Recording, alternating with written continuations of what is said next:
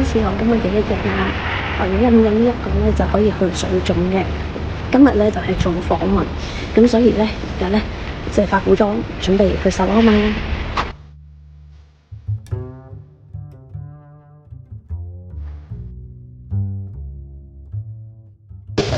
少少微亂，簡簡單單。我而家出發，去買少少嘢食，之後就去做訪問啦。啱咧就整完頭啦，跟住咧買咗個外賣咖啡，再加個麵包。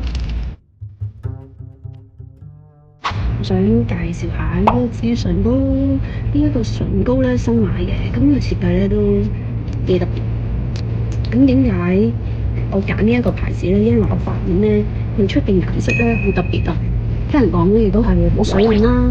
咁所以咧，我今日結婚想化一個春妝，咁用咗啲淺粉紅色胭脂，然後咧示範俾大家睇下呢一隻色咧搽咗出嚟係點嘅先。呢一個色咧係我覺得幾好，因為咧你可以加多少少淺粉紅色胭脂啦，咁啊配合翻你嘅頭髮嘅顏色咧，我覺得就係好春裝嘅。咁咧我個粉餅咧就用呢一個啦，其實咧又冇乜嘢需要補嘅，但係就印少少啦，因為頭先食咗嘢，收翻個唇邊。咁跟住咧，我咧補妝嘅碎粉咧就係用呢一個嘅，係咁樣啫。呢一個咧可以當塊鏡。係